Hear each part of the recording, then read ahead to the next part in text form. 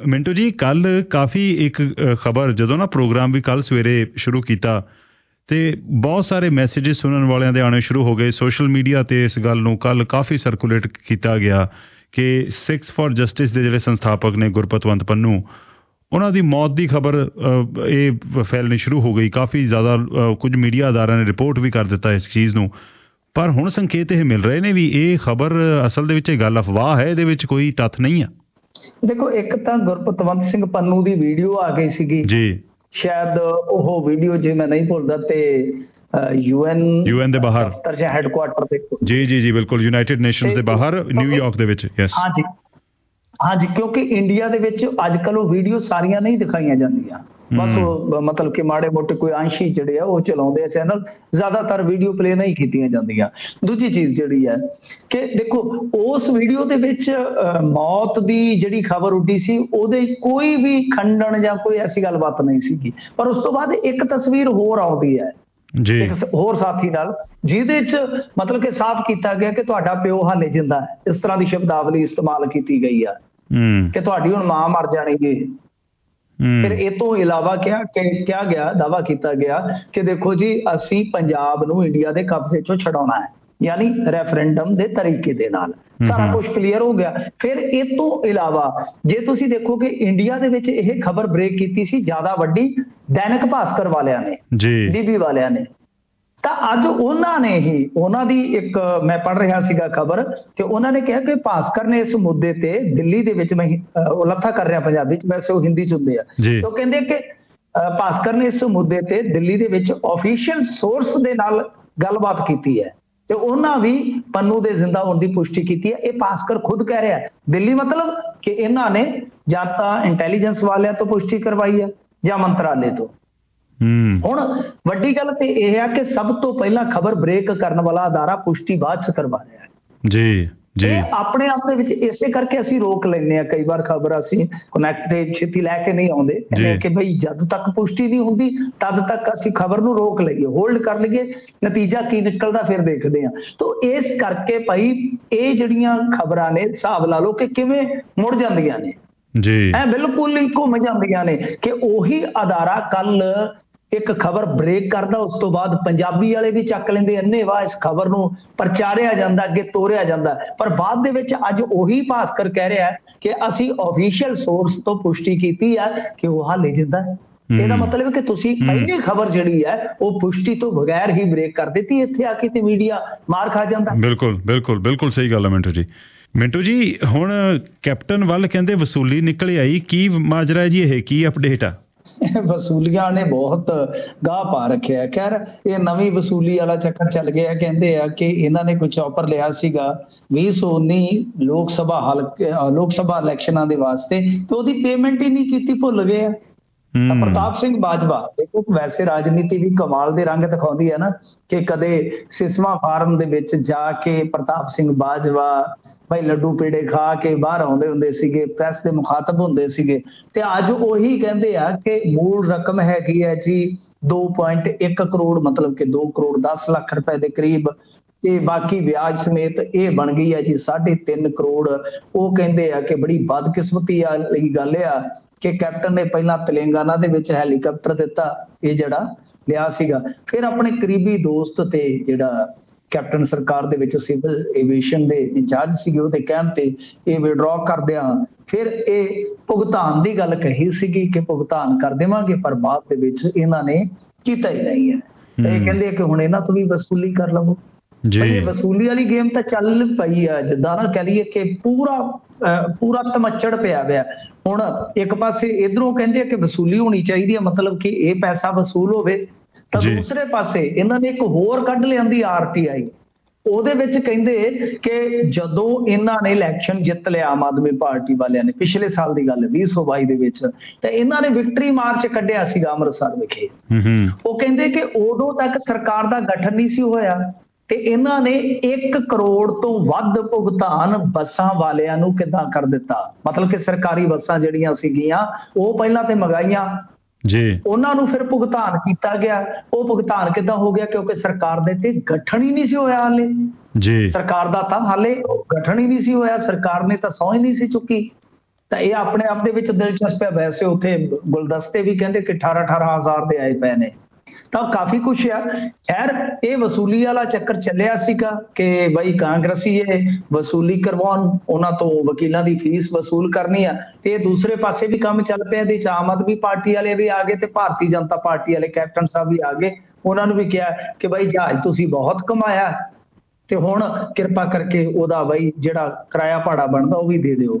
ਵੈਸੇ ਨਾ ਇਹਨਾਂ ਨੇ ਵਿਜੇ ਜੀ ਜਦੋਂ ਇਹ ਕੰਪੇਨ ਚ ਸੀਗੇ 2017 ਦੇ ਵਿੱਚ ਇਲੈਕਸ਼ਨ ਤੋਂ ਪਹਿਲਾਂ, ਕੈਪਟਨ ਸਾਹਿਬ ਕਹਿੰਦੇ ਸੀ ਬਾਦਲ ਤਾਂ ਬਈ ਜਹਾਜ਼ਾਂ ਦੇ ਵਿੱਚ ਹੀ ਰਹਿੰਦੇ, ਅਸੀਂ ਸਰਕਾਰੀ ਜਹਾਜ਼ ਇਸਤੇਮਾਲ ਹੀ ਨਹੀਂ ਕਰਾਂਗੇ। ਪਰ ਬਾਅਦ ਦੇ ਵਿੱਚ ਇਸਤੇਮਾਲ ਪਤਾ ਕਿਸ ਤਰ੍ਹਾਂ ਕੀਤਾ ਕਿ ਉਹ ਜਿਹੜਾ ਇੱਕ ਬਜ਼ੁਰਗ ਜਿਹਾ ਨੇਤਾ ਇਹਨਾਂ ਨੇ ਲਿਆ ਕੇ ਰੱਖਿਆ ਸੀ, ਇਹਨਾਂ ਦੇ ਰਾਜੀਨਾਮੇ ਕਰਾਉਣ ਤੇ ਹੀ ਸੀਗੇ, ਉਹ ਹਰੀਸ਼ ਰਾਵਤ ਉੱਤਰਾਖੰਡ ਵਾਲੇ। ਤੇ ਉਹ ਕਰਨਾ ਕੀ, ਇੱਥੋਂ ਇੱਕ ਮੰਤਰੀ ਬਿਠਾ ਦੇਣਾ ਜਿਹੜਾ ਵਿਹਲਾ ਜਿਹਾ ਹੁੰਦਾ ਸੀਗਾ ਸਿਸਵਾ ਤੋਂ, ਉਹਦੀ ਪਵਾ ਕੇ ਐਂਟਰੀ, ਜਹਾਜ਼ ਤੋਰ ਦੇਣਾ ਉੱਤਰਾਖੰਡ ਨੂੰ, ਉੱਥੋਂ ਉਹ ਬਜ਼ੁਰਗ ਲੱਦ ਕੇ ਤੇ ਚੰਡੀਗੜ੍ਹ ਲੈ ਆਉਣਾ। ਕਹਿੰਦੇ ਜੀ ਮੰਤਰੀ ਪਹਾੜ ਵੇਖਣ ਗਏ ਨੇ ਜੀ। ਹਿਸਾਬ ਲਾ ਲਓ ਕਿ ਇਸ ਤਰ੍ਹਾਂ ਜਹਾਜ਼ ਦੀ ਕੁਵਰਤੋਂ ਹੋਈ ਹੈ, ਜਿਸ ਤਰ੍ਹਾਂ ਬਾਦਲ ਰਾਜ ਦੇ ਵਿੱਚ ਵੀ ਚੱਲ ਭੋਗ ਤੇ ਚੱਲ ਵੀ ਪਾਇਲਟ ਇੱਧਰ ਲੈ ਜਾ, ਚੱਲ ਵੀ ਇੱਧਰ ਲੈ ਜਾ, ਉਹ ਤਾਂ 20 ਫਰਦੇ ਹੁੰਦੇ ਸੀਗੇ। ਤੇ ਹੁਣ ਮਾਨ ਸਾਹਿਬ ਦੇ ਹੱਥ ਆਇਆ ਹੈਲੀਕਾਪਟਰ, ਉਹ ਵੀ ਚੀਕਾਂ ਮਾਰੀ ਜਾਂਦਾ, ਕਹਿੰਦਾ ਹਜ਼ੂਰ ਪੰਜਾਬ 'ਚ ਥੋੜਾ ਜਿਹਾ ਪੈਰ ਤੇ ਟਾਇਰ ਲੱਗ ਲੈਣ ਦਿਓ ਜੀ। ਮਿੰਟੂ ਜੀ, ਪੰਜਾਬ ਦੇ ਇੱਕ ਮਸ਼ਹੂਰ ਪਬਲਿਸ਼ਰ ਹਾਊਸ ਦੇ ਕੁਝ ਮੈਂਬਰਾਂ ਨੂੰ ਅਗਵਾ ਕਰਨ ਦੀ ਕੋਸ਼ਿਸ਼ ਕੀਤੀ ਗਈ ਹੈ ਜੀ। ਹਾਂਜੀ ਦੇਖੋ, ਇਹ ਕਾਫੀ ਸਨਸਨੀਖੇਜ਼ ਖਬਰ ਆ। ਵੈਸੇ ਜੇ ਦੇਖਿਆ ਜਾਏ ਤਾਂ ਅੱਜ ਕੱਲ੍ਹ ਪੰਜਾਬ ਦੇ ਵਿੱਚ ਲਾਅ ਐਂਡ ਆਰਡਰ ਦਾ ਤਾਂ ਹਾਲ ਇਹ ਆ ਕਿ ਆ ਜਿਹੜੇ ਪੈਟਰੋਲ ਪੰਪਾਂ ਵਾਲੇ ਨਾ, ਇਹਨਾਂ ਦੀ ਐਸੋਸੀਏਸ਼ਨ ਬਣੀ ਹੋਈ ਆ। ਉਹ ਐਸੋਸੀਏਸ਼ਨ ਕਹਿੰਦੀ ਆ ਕਿ ਬਾਈ ਸਾਨੂੰ ਸਿਕਿਉਰਿਟੀ ਦਿਓ, ਸਾਨੂੰ ਤੇ ਲੈ ਗਏ ਜੇ ਲੁਟੇਰੇ ਜੀ। ਉਹ ਚਿੱਟੇ ਦਿਨ ਹੀ ਆ ਪੈਂਦੇ ਨੇ, ਉਹ ਜਿਹੜੇ ਝੋਲੇ ਝਾਲੇ ਜੇ ਹੁੰਦੇ ਆ ਖੋ ਕੇ ਲੈ ਜਾਂਦੇ ਨੇ। ਕੀ ਕਰੇ ਕੋਈ, ਇੰਨਾ ਜ਼ਿਆਦਾ ਕੰਮ ਖਰਾਬ ਹੋਇਆ ਪਿਆ। ਦੇਖੋ ਇਹ ਹੈਗੇ ਨੇ ਪ੍ਰਿੰਟਿੰਗ ਵਾਲੇ, ਉਹ ਭਾਈ ਚਤਰ ਸਿੰਘ, ਜੀਵਨ ਸਿੰਘ। ਆਪਾਂ ਅਕਸਰ ਘਰਾਂ ਦੇ ਵਿੱਚ ਜਾਂ ਧਾਰਮਿਕ ਸਾਹਿਤ ਦੇ ਵਿੱਚ ਜੋ ਕਿਤਾਬਾਂ, ਜੋ ਇਹਨਾਂ ਦੀਆਂ ਹੋਰ ਸਮੱਗਰੀ ਵਾਲੀਆਂ ਚੀਜ਼ਾਂ ਹੁੰਦੀਆਂ ਨੇ, ਤਾਂ ਉਹਦੇ ਤੇ ਜ਼ਰੂਰ ਪੜ੍ਹਿਆ ਹੋਵੇਗਾ, ਜ਼ਰੂਰ ਪੜ੍ਹਿਆ ਹੋਵੇਗਾ ਭਾਈ ਚਤਰ ਸਿੰਘ, ਭਾਈ ਜੀਵਨ ਸਿੰਘ। ਤਾਂ ਇਹ ਬਹੁਤ ਪੁਰਾਣਾ ਕੰਮ ਕਰਦੇ ਨੇ, ਬਹੁਤ ਜ਼ਿਆਦਾ ਪੁਰਾਣਾ ਕੰਮ ਹੈ ਇਹਨਾਂ ਦਾ। ਤੇ ਪਿੱਛੇ ਜੇ ਵਿਵਾਦ ਵੀ ਖਾਸਾ ਹੋਇਆ ਸੀ, ਇਹਨਾਂ ਦੇ ਖਿਲਾਫ ਧਰਨਾ ਵੀ ਲੱਗਿਆ ਸੀਗਾ ਕਿ ਜਦੋਂ ਇਹ ਧਾਰਮਿਕ ਸਮੱਗਰੀ ਪਬਲਿਸ਼ ਕਰਦੇ ਨੇ ਤੇ ਉਹਦੇ ਵਿੱਚ ਜੋ ਰਹਿਤ ਮਰਿਆਦਾ ਦਾ ਖਿਆਲ ਰੱਖਿਆ ਜਾਣਾ ਚਾਹੀਦਾ ਹੈ ਨਹੀਂ ਰੱਖਦੇ। ਤਾਂ ਗੋਲੀ ਵੀ ਚੱਲ ਗਈ ਸੀਗੀ, ਗੱਲ ਪਰਚੋ ਪਰਚੀ ਤੱਕ ਵੀ ਪਹੁੰਚੀ, ਪਰ ਫਿਰ ਤੁਹਾਨੂੰ ਪਤਾ ਮਾਮਲਾ ਜਿਹੜਾ ਉਹ ਠੰਡਾ ਪੈ ਗਿਆ ਸੀਗਾ। ਤਾਂ ਇਸੇ ਹੀ ਫਰਮ ਦੇ ਜਿਹੜੇ ਹੈਗੇ ਨੇ, ਕੋਈ ਪ੍ਰਭਜੀਤ ਸਿੰਘ ਸ਼ਾਇਦ ਉਹਨਾਂ ਦਾ ਨਾਮ ਆ, ਉਹ ਕਹਿੰਦੇ ਆ ਕਿ KFC ਰੈਸਟੋਰੈਂਟ ਦੇ ਬਾਹਰ ਉਹਨਾਂ ਦੇ ਬੱਚੇ ਗਏ ਸੀਗੇ ਕਿਤੇ, 2 ਮੁੰਡੇ ਸੀਗੇ, ਤੇ ਹੋਇਆ ਕੀ ਆ ਕਿ ਜਦੋਂ ਕਾਰ 'ਚ ਬੈਠੇ ਨੇ ਠੀਕ ਉਸ ਵੇਲੇ ਅਗਵਾ ਕਰ ਲਏ ਗਏ। ਇੱਕ ਮੁੰਡਾ ਤੇ ਜਿਹੜਾ ਸੀਗਾ ਉਹ ਕੁਣੀ ਕਣੀ ਮਾਰ ਕੇ ਤੇ ਉਤਰ ਗਿਆ, ਤੇ ਦੂਸਰੇ ਨੂੰ ਜਿਹੜਾ ਉਹਨਾਂ ਨੇ ਅਗਵਾ ਕਰ ਲਿਆ। ਪਰ ਕਾਰ ਕਿਉਂਕਿ ਆਟੋਮੈਟਿਕ ਸੀਗੀ, ਅਗਾਂਹ ਜਾ ਕੇ ਉਹ ਬੰਦ ਹੋ ਗਈ ਜੀ। ਤਾਂ ਜਿਹੜੇ 2 ਕਿਡਨੈਪਰ ਸੀਗੇ, ਕਹਿੰਦੇ ਕਿ ਫਿਰ ਉੱਥੇ ਕਾਰ ਤੇ ਉਹ ਮੁੰਡਾ ਛੱਡ ਕੇ ਭੱਜ ਵਗੇ ਆ।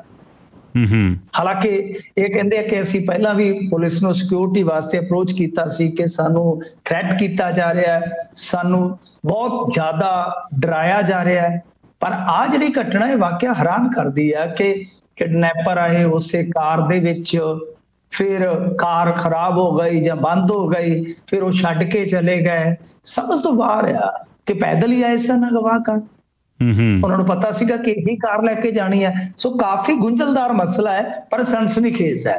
ਤੇ ਇਹਦੀ ਸ਼ਿਕਾਇਤ ਜਿਹੜੀ ਹੈ ਪੁਲਿਸ ਕੋਲ ਗਈ ਹੈ, ਪੁਲਿਸ ਹੁਣ ਇਨਵੈਸਟੀਗੇਟ ਕਰੇਗੀ ਮਾਮਲੇ ਨੂੰ, ਫਿਰ ਪਤਾ ਲੱਗੇਗਾ ਕਿ ਸੱਚ ਕੀ ਹੈ ਜੀ।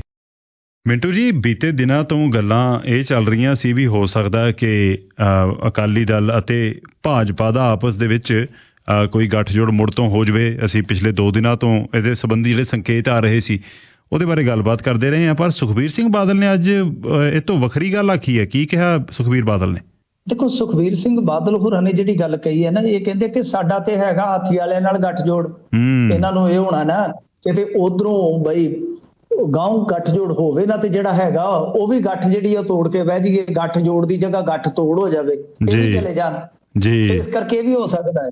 ਹਾਲਾਂਕਿ ਜਿਸ ਤਰ੍ਹਾਂ ਦੀਆਂ ਇਹਨਾਂ ਨੇ ਮੀਟਿੰਗਾਂ ਕੀਤੀਆਂ, ਕੋਰ ਕਮੇਟੀ, ਫਿਰ ਉਸ ਤੋਂ ਬਾਅਦ ਜ਼ਿਲ੍ਹਾ ਪ੍ਰਧਾਨ, ਉਸ ਤੋਂ ਇਲਾਵਾ ਹਲਕਾ ਇੰਚਾਰਜ, ਤੇ ਫਿਰ ਅਖੀਰ ਦੇ ਵਿੱਚ ਅੱਜ 2 ਗੱਲਾਂ ਹੋਈਆਂ। ਇੱਕ ਤੇ ਇਹਨਾਂ ਨੇ ਕਿਹਾ ਕਿ ਦੇਖੋ ਇਹ ਅਟਕਲ ਪੱਚੂ ਸੀਗੇ ਮੀਡੀਆ ਦੇ ਨਾਲ। ਮੀਡੀਆ ਨੂੰ ਅੱਜ ਅਕਾਲੀ ਦਲ ਨੇ ਚੇਤਾਵਨੀ ਵੀ ਦਿੱਤੀ ਹੈ ਵਿਜੇ ਜੀ। ਅੱਜ ਕੱਲ੍ਹ ਮੀਡੀਆ ਨਾਲ ਬੜੀ ਲੀਡਰਾਂ ਦੀ ਟੱਸਲ ਚੱਲ ਰਹੀ ਆ। ਉਹ ਕਹਿੰਦੇ ਸੁਧਰ ਜਾਓ, ਬੰਦੇ ਦੇ ਪੁੱਤ ਬਣ ਜਾਓ, ਨਹੀਂ ਤਾਂ ਅਸੀਂ ਵੀ ਬਾਈਕਾਟ ਕਰ ਦੇਵਾਂਗੇ, ਕਿਉਂਕਿ ਕਾਂਗਰਸ ਨੇ 2 ਚੈਨਲਾਂ ਦਾ ਆਫੀਸ਼ੀਅਲੀ ਬਾਈਕਾਟ ਕਰ ਦਿੱਤਾ। ਇੱਕ ਦੇ ਤੇ ਪੱਤਰਕਾਰ ਨੂੰ ਉਤਾਰ ਦਿੱਤਾ ਸੀਗਾ, ਨਾ ਪਤਾ ਨਹੀਂ ਵਿਚਾਰਾ ਕਾਹਦੇ ਤੇ ਚੜ ਕੇ ਆਇਆ ਦੁਬਾਰਾ। ਗੱਲ ਇਹ ਆ ਕਿ ਹੁਣ ਇਸ ਤਰ੍ਹਾਂ ਦੀ ਸੂਰਤ ਹਾਲ ਹੈ ਕਿ ਇਹਨਾਂ ਨੇ ਵੀ ਕਿਹਾ ਕਿ ਬਾਈ ਅਸੀਂ ਤੁਹਾਨੂੰ ਚੇਤਾਉਂਦੇ ਆ ਕਿ ਤੁਸੀਂ ਆਪਣੀ ਜ਼ਮੀਰ ਨਾ ਮਾਰੋ, ਇਸ ਪਵਿੱਤਰ ਕਿੱਤੇ ਨੂੰ ਜਿਉਂਦਾ ਰੱਖੋ। ਤਾਂ ਸਾਫ਼ ਹੈ ਕਿ ਕੁਝ ਮੀਡੀਆ ਅਦਾਰਿਆਂ ਤੋਂ ਨਾਖੁਸ਼ ਹੈ ਅਕਾਲੀ ਦਲ ਬਾਦਲ। ਦੂਜੀ ਗੱਲ, ਇਹਨਾਂ ਨੇ ਕਿਹਾ ਜੀ ਕਿ ਅਸੀਂ ਜਿਹੜੀ ਆਹ ਮੀਟਿੰਗ ਸੱਦੀ ਹੈ ਨਾ UCC ਤੇ, ਤੁਹਾਨੂੰ ਪਤਾ ਹੀ ਨਾ ਯੂਨੀਫਾਰਮ ਸਿਵਲ ਕੋਡ, ਉਹ ਬਹੁਤ ਭਖਦਾ ਮਸਲਾ ਇੰਡੀਆ 'ਚ। ਤਾਂ ਇਹਨਾਂ ਨੇ ਕਿਹਾ ਕਿ ਉਹਦੇ ਤੇ ਇੱਕ ਅਸੀਂ ਸਬ ਕਮੇਟੀ ਦਾ ਗਠਨ ਕੀਤਾ, ਮਾਰਾਂ ਦੀ ਕਮੇਟੀ ਹੈ, ਜਿਹੜੀ ਕਿ ਰਾਏ ਕਰਕੇ ਫਿਰ ਆਪਣੀ ਰਾਏ ਜਿਹੜੀ ਹੈ ਉਹ ਭੇਜੇਗੀ ਲਾਅ ਕਮਿਸ਼ਨ ਜੀ। ਹੁਣ ਦੇਖੋ ਬੜੀ ਅਜੀਬ ਗੱਲ ਹੈ ਵਿਜੇ ਜੀ, ਅੱਜ ਤਰੀਕ ਹੋ ਗਈ ਇੰਡੀਆ 'ਚ 6 ਵੀ ਗਈ, 6 ਦੀ ਸ਼ਾਮ ਨੂੰ ਇਹ ਐਲਾਨ ਹੋਇਆ, 13 ਤੱਕ ਤੇ ਸੁਝਾਅ ਸਾਰੇ ਆਉਣੇ ਨੇ, ਦਿਨ ਬਚੇ 6, ਯਾਨੀ ਉਹਨਾਂ ਨੇ ਓਪਨਲੀ ਜਿਹੜੇ ਸੁਝਾਅ ਮੰਗੇ ਆ ਅੱਜ ਤੋਂ 23 ਦਿਨ ਪਹਿਲਾਂ ਦੇ ਮੰਗੇ ਹੋਏ ਆ। ਅੱਛਾ, ਇਸ ਦਰਮਿਆਨ ਜਿਹੜੇ ਹੈਗੇ ਨੇ SGPC ਦੇ ਪ੍ਰਧਾਨ ਧਾਮੀ ਸਾਹਿਬ, ਉਹ ਤੇ ਮੂਲੋਂ ਹੀ ਰੱਦ ਕਰ ਚੁੱਕੇ ਆ ਜੀ, ਮੂਲੋਂ ਹੀ ਰੱਦ ਕਰ ਚੁੱਕੇ ਆ ਕਿ ਇਹ ਤਾਂ ਬਾਈ ਬਹੁਤ ਖਤਰਨਾਕ ਹੈ। ਤਾਂ ਹੁਣ ਦੁਬਾਰਾ ਇਹਦਾ ਗਠਨ ਕਰਨਾ ਕਿਤੇ ਨਾ ਕਿਤੇ ਇਉਂ ਲੱਗਦਾ ਕਿ ਹੁਣ ਗੱਲ ਨੂੰ ਦੂਸਰੇ ਪਾਸੇ ਟੋਰਿਆ ਜਾ ਰਿਹਾ ਹੈ। ਹੋ ਸਕਦਾ ਹੈ ਕਿਉਂਕਿ ਕੁਝ ਹਾਲੇ ਵੀ ਲੋਕ ਦਾਅਵਾ ਕਰਦੇ ਆ ਕਿ ਉੱਤੋਂ ਹੈ, ਪਰ ਹੇਠੋਂ ਕਹਾਣੀ ਜਿਹੜੀ ਆ ਫਿੱਟ ਹੋ ਗਈ ਆ। ਮਸਲਾ ਇਹੋ ਆ ਕਿ ਸੀਟਾਂ ਦਾ ਬਟਵਾਰਾ ਨਹੀਂ ਸਹੀ ਹੋ ਰਿਹਾ ਜੀ। ਉਹ ਕਹਿੰਦੇ ਕਿ ਅਸੀਂ ਬਈ ਹੁਣ ਵੱਡੇ ਆ, ਉਹ ਕਹਿੰਦੇ ਕਿ ਅਸੀਂ ਵੱਡੇ ਆ, ਗੱਲ ਇੱਥੇ ਖਲੋਤੀ ਆ। ਸੋ ਇਹ ਜਿਹੜੀਆਂ ਚੀਜ਼ਾਂ ਨੇ ਸ਼ੱਕ ਪੈਦਾ ਕਰਦੀਆਂ ਨੇ ਕਿ ਹੋ ਸਕਦਾ ਕਿ ਗੱਲ ਬਣਦੀ ਟੁੱਟ ਗਈ ਹੋਵੇ। ਕਿਉਂਕਿ SGPC ਨੇ ਆਪਣਾ ਸਟੈਂਡ ਇਹਦੇ ਤੇ ਕਲੀਅਰ ਕਰ ਦਿੱਤਾ ਸੀਗਾ, ਅਕਾਲੀ ਦਲ ਵੀ ਕਲੀਅਰ ਕਰ ਚੁੱਕਾ ਸੀਗਾ ਤਕਰੀਬਨ। ਇਹ ਤਾਂ ਕਹਿ ਰਹੇ ਸੀਗੇ ਕਿ ਮਾਨ ਸਾਹਿਬ ਤੁਸੀਂ ਆਪਣਾ ਸਟੈਂਡ ਕਲੀਅਰ ਕਰੋ ਜੀ। ਤੇ ਇਹ ਆਪਣੇ ਆਪ ਦੇ ਵਿੱਚ ਕਾਫੀ ਕਹਾਣੀ ਕਹਿ ਲਓ ਕਿ ਦਿਲਚਸਪ ਹੋ ਗਈ ਹੈ। ਅੱਜ ਕਹਿੰਦੇ ਜੀ ਇਹ ਜਿਹੜੀਆਂ ਮੀਟਿੰਗਾਂ ਸੀਗੀਆਂ ਉਹ ਤਾਂ ਆਪਾਂ ਇਸ ਕਾਰਜ ਨੂੰ ਸੱਦੀਆਂ ਸੀਗੀਆਂ। ਇਹ ਹੈਰਾਨਗੀ ਵਾਲੀ ਗੱਲ ਹੈ। ਤਾਂ ਖੈਰ ਇਹ ਚਰਚਾ ਜਿਹੜੀ ਹੈ ਇੱਕ ਵਾਰੀ ਤੇ ਰੁਕ ਗਈ ਆ। ਬਾਕੀ ਤੁਹਾਨੂੰ ਪਤਾ ਹੈ ਕਿ ਸਿਆਸਤ ਦੇ ਵਿੱਚ ਕੁਝ ਵੀ ਸੰਭਵ ਹੈ, ਕੁਝ ਵੀ ਹੋ ਸਕਦਾ ਆ। ਤਾਂ ਖੈਰ ਅੱਜ ਦੇ ਦਿਨ ਇਹ ਬੜੀ ਉਮੀਦ ਸੀ ਕਿ ਸ਼ਾਇਦ ਇੱਕ ਅੱਧ ਦਿਨ ਦੇ ਵਿੱਚ ਐਲਾਨ ਹੋ ਜਾਏਗਾ ਇਸ ਗੱਠਜੋੜ ਦੀ ਪੁਨਰ ਸਰਜੀਤੀ ਦਾ, ਪਰ ਅੱਜ ਇਹਨਾਂ ਨੇ ਇੱਕ ਵਾਰੀ ਇਹਦੇ ਤੇ ਵਿਰਾਮ ਲਾ ਦਿੱਤਾ ਹੈ, ਇੱਕ ਵਾਰੀ ਬ੍ਰੇਕ ਲਾ ਦਿੱਤੀ ਹੈ। ਪਰ ਇਹੋ ਜਿਹੇ ਚਰਚੇ ਜਿਹੜੇ ਆ ਮੈਨੂੰ ਲੱਗਦਾ ਕਿ 2024 ਤੱਕ ਚੱਲਦੇ ਰਹੂਗੀ। ਸੋ ਹਾਲ ਦੀ ਘੜੀ ਕਮਲ ਦਾ ਫੁੱਲ ਨਹੀਂ, ਕਹਿੰਦੇ ਹਾਥੀ ਠੀਕ ਆ। ਹਾਂਜੀ, ਇਹ ਕਹਿੰਦੇ ਹਾਥੀ ਤੇ ਠੀਕ ਆ ਭਾਈ, ਐਵੇਂ ਕਿਤੇ ਕਮਲ ਨੂੰ ਸੁੰਘਦੇ ਕਿਤੇ ਹੋਰ ਹੀ ਨਾ ਬੇਹੋਸ਼ ਹੋ ਜਾਈਏ, ਹਾਥੀ ਤੋਂ ਨਾ ਡਿੱਗ ਜਾਈਏ। ਕਾਫੀ ਮੰਦਾ ਚੱਲ ਰਿਹਾ, ਕਮਲ ਨੂੰ ਸੁੰਘਦੇ ਹਾਥੀ ਤੋਂ ਨਾ ਡਿੱਗ ਜਾਈਏ ਜੀ। ਅੱਛਾ, ਇਹ ਦੱਸਿਓ ਅੰਮ੍ਰਿਤਸਰ ਇੰਪਰੂਵਮੈਂਟ ਟਰਸਟ ਹੈ ਜਿਹੜੀ ਜੀ, ਉਹਦੇ ਵਿੱਚ ਕੋਈ ਰਿਸ਼ਵਤਖੋਰ ਵਕੀਲ ਸੀਗਾ, ਉਹਨੂੰ ਕਾਬੂ ਕੀਤਾ ਗਿਆ ਜੀ? ਦੇਖੋ ਸਰਕਾਰੀ ਵਕੀਲ ਹੁੰਦੇ ਆ ਇਹਨਾਂ ਦੇ ਵਿੱਚ ਇੰਪਰੂਵਮੈਂਟ ਟਰਸਟ ਦੇ, ਤੇ ਇੰਪਰੂਵਮੈਂਟ ਟਰਸਟ ਦਾ ਤਾਂ ਦੇਖੋ ਟਰਸਟ ਆਪਾਂ ਭਰੋਸਾ ਵੀ ਕਹਿ ਦਿੰਦੇ ਆ, ਤੇ ਇੱਥੇ ਜਿਹੜੀ ਟਰਸਟ ਆ ਦੂਸਰੀ ਟਰਸਟ ਆ। ਤੇ ਮੈਨੂੰ ਲੱਗਦਾ ਕਿ ਇਸ ਟਰਸਟ ਤੇ ਕੋਈ ਲੋਕਾਂ ਦਾ ਹੁਣ ਜ਼ਿਆਦਾ ਟਰਸਟ ਨਹੀਂ ਰਹਿ ਗਿਆ। ਅੰਮ੍ਰਿਤਸਰ ਵਾਲੀ ਤੇ ਖਾਸ ਤੌਰ ਤੇ ਇੰਪਰੂਵਮੈਂਟ ਟਰਸਟ ਐਸੀ ਹੈ ਕਿ ਇਹਦੇ ਵਿਵਾਦ ਥੰਮਣ ਦਾ ਨਾਂ ਹੀ ਨਹੀਂ ਲੈਂਦੇ।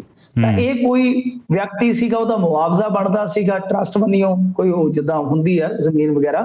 ਤਾਂ ਇਹਨੇ ਵਕੀਲ ਨੇ ਰਿਸ਼ਵਤ ਮੰਗੀ ਸੀਗੀ ਕਿ ਭਾਈ ਸਾਨੂੰ ਦੇ ਦੇ ਕੋਈ ਚੜਾਵਾ ਤੇ ਇੰਨਾ ਮੁਆਵਜ਼ਾ ਤੈਨੂੰ ਵੱਧ ਦਵਾ ਦੇਾਂਗੇ। ਤਾਂ ਫਿਰ ਮਰਦਾ ਕੀ ਨਾ ਕਰਦਾ, ਕੋਈ ਨਾ ਕੋਈ ਬੰਦਾ ਲਾਉਂਦਾ ਹੀ ਆ ਜ਼ੋਰ। ਤਾਂ ਇਹਨੇ ਮੰਗੇ ਤਾਂ ਉਹਨਾਂ ਨੇ ਹਾਂ ਕਰ ਦਿੱਤੀ। ਗੌਤਮ ਮਜੀਠੀਆ ਦਾ ਨਾਮ ਆ। ਫਿਰ ਮੁੜ ਕੇ ਉਹਨਾਂ ਨੇ ਮਾਂਜ ਦਿੱਤਾ। ਇਹ ਰਾਸ਼ੀ ਜਿਹੜੀ ਹੈ ਇਹਦੇ ਤੋਂ ਬਰਾਮਦ ਕਰ ਲਈ ਗਈ ਆ। ਪਰ ਇਹ ਸਾਫ਼ ਹੈ ਵਿਜੇ ਜੀ ਕਿ ਕਰਪਸ਼ਨ ਪੰਜਾਬ ਦੇ ਵਿੱਚ ਖਤਮ ਨਹੀਂ ਹੋਈ। ਇਹ ਆਰਗੇਨਾਈਜ਼ਡ ਤਰੀਕੇ ਦੇ ਨਾਲ ਮੁਸਲਸਲ ਚੱਲ ਰਹੀ ਹੈ, ਲਗਾਤਾਰ ਚੱਲ ਰਹੀ ਹੈ। ਇਹ ਵੱਖਰੀ ਗੱਲ ਆ ਕਿ ਜਿਹੜੇ ਵੀ ਚੁਣਾਵੀ ਰਾਜ ਦੇ ਵਿੱਚ ਜਾਂਦੇ ਨੇ, ਕੇਜਰੀਵਾਲ ਸਾਹਿਬ ਹੋਣ ਜਾਂ ਭਗਵੰਤ ਮਾਨ ਸਾਹਿਬ ਹੋਣ, ਉੱਥੇ ਕਹਿ ਦਿੰਦੇ ਕਰਪਸ਼ਨ ਫ੍ਰੀ ਕਰ ਦਿੱਤਾ ਜੀ ਪੰਜਾਬ।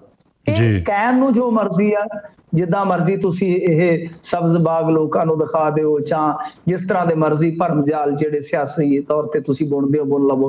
ਹਕੀਕਤ ਇਹੀ ਹੈ ਕਿ ਆਰਗੇਨਾਈਜ਼ਡ ਤਰੀਕੇ ਦੇ ਨਾਲ ਜਿਹੜੀ ਇਹ ਰਿਸ਼ਵਤ ਲਈ ਜਾਂਦੀ ਹੈ ਨਾ, ਇਹ ਬਹੁਤ ਡੂੰਘੀ ਆ, ਬਹੁਤ ਇਹਦੀ ਡੂੰਘੀ ਜੜ ਆ, ਬਹੁਤ ਔਖੀ ਪੱਟਣੀ ਆ।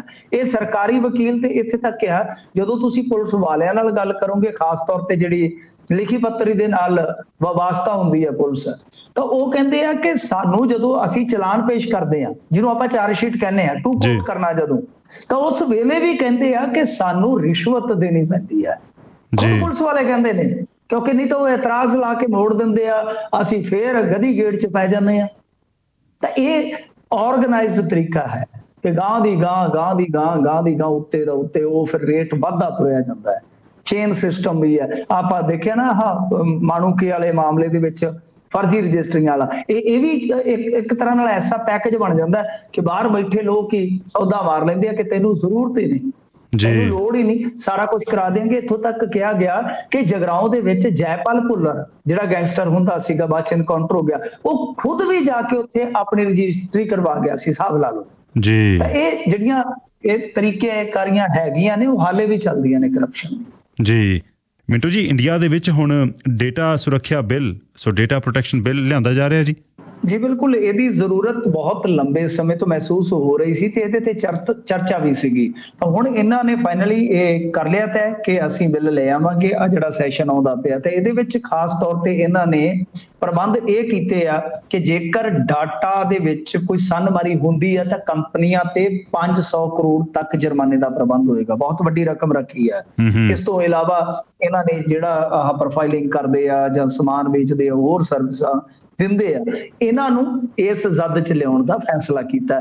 ਹੋਰ ਵੀ ਕੁਝ ਪ੍ਰਬੰਧ ਨੇ, ਜਿੱਦਾਂ ਆਮ ਤੌਰ ਤੇ ਵੈਸੇ ਤੁਸੀਂ ਦੇਖਿਆ ਹੋਣਾ ਬਾਹਰਲੇ ਮੁਲਕਾਂ ਦੇ ਵਿੱਚ ਵੀ ਅੱਜ ਕੱਲ੍ਹ ਬਹੁਤ ਵੱਡੀ ਚਰਚਾ ਡਿਬੇਟ ਹੈ ਕਿ ਬੱਚਿਆਂ ਨੂੰ ਕਿਸ ਤਰ੍ਹਾਂ ਦੂਰ ਰੱਖਿਆ ਜਾਵੇ ਜਾਂ ਬੱਚਿਆਂ ਦਾ ਡਾਟਾ ਜਿਹੜਾ ਉਹ ਕਿਸ ਤਰ੍ਹਾਂ ਸੁਰੱਖਿਅਤ ਰੱਖਿਆ ਜਾਵੇ। ਤਾਂ ਇਹਦੇ ਵਿੱਚ ਵੀ ਇਹ ਜ਼ਰੂਰੀ ਬਣਾਇਆ ਗਿਆ ਕਿ ਬਈ ਨਵਾਂ ਕਾਨੂੰਨ ਐਸਾ ਹੋਵੇ ਕਿ ਜੇ ਬੱਚਿਆਂ ਦਾ ਡਾਟਾ ਉਹਦੇ ਤੱਕ ਪਹੁੰਚ ਕਰਨੀ ਹੈ ਤਾਂ ਮਾਤਾ ਪਿਤਾ ਤੋਂ ਉਹਦੀ ਇਜਾਜ਼ਤ ਲੈਣੀ ਲਾਜ਼ਮੀ ਹੋਵੇ।